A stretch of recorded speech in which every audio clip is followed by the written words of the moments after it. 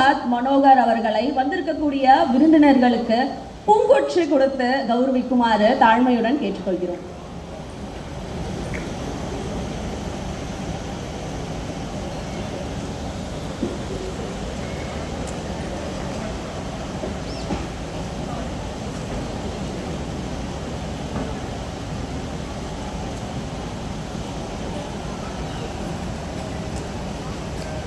தமிழ்நாடு முன்னாள் தலைமை செயலாளர் திரு வி இறையன்பு IAS அவர்களுக்கு பூங்கொற்று வழங்கி மற்றும் சால்வை அணிவித்து மரியாதை செலுத்துகிறார்.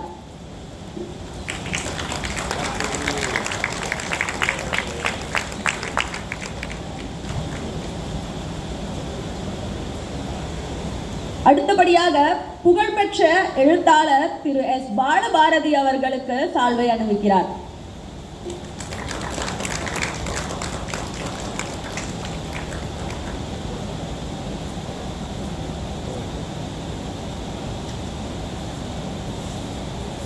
அடுத்தபடியாக திரு ஜெயக்குமார் சுதந்திர பாண்டியன் அவர்களுக்கு மரியாதை செலுத்துகிறார்.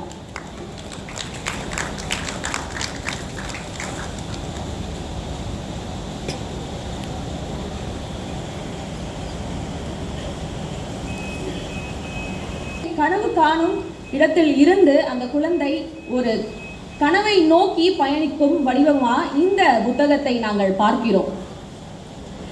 இந்த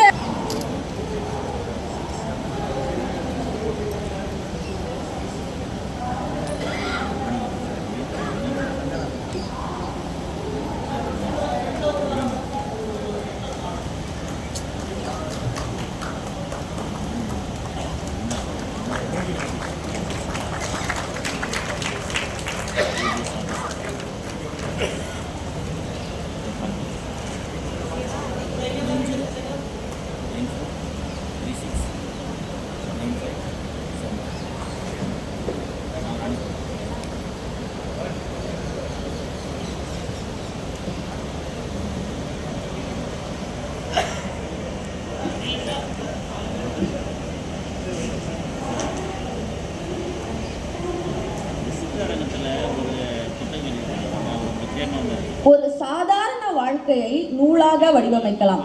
அந்த நூலை மற்றவர்களுடைய கனவாக வடிவமைப்பதுதான் ஒரு உண்மையான சாதனை.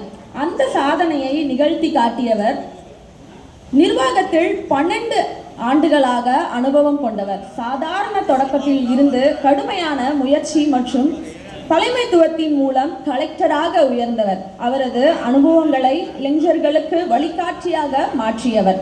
மற்றும் இந்த நிகழ்ச்சியில் கதாநாயகன் doctor V Ram Prasad Manohar IAS Bengaluru குடிநீர் மற்றும் வடிகால் வாரியத்தின் தலைவரை பேசுவதற்காக அழைக்கிறோம்.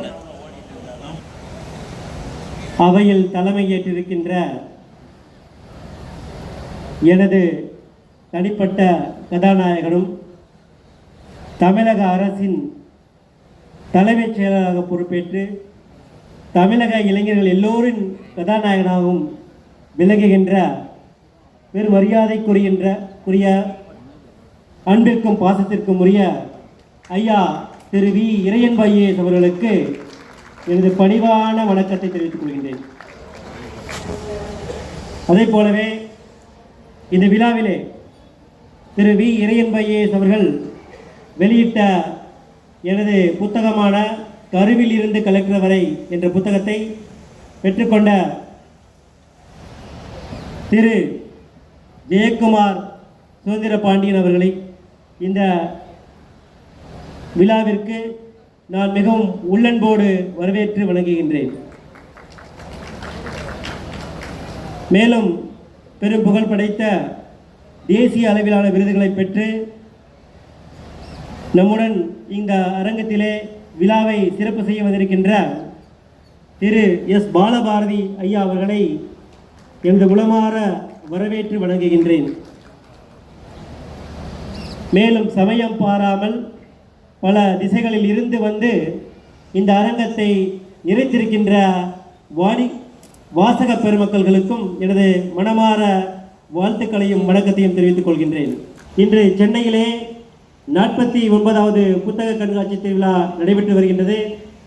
இந்த தருணத்திலே நானும் ஒரு புத்தக வாசிப்பாளர் என்ற முறையிலே இந்த புத்தகத்தை, நான் எழுதிய இந்த புத்தகத்தை எனது ஆசானாக நான் கருதுகின்ற திரு வி. இறையன் பையேஸ் அவர்கள் கையால் வெளியிட்டதை பெருமையும் பெருமகிழ்ச்சியோடு நான் நினைவு கூறுகின்றேன்.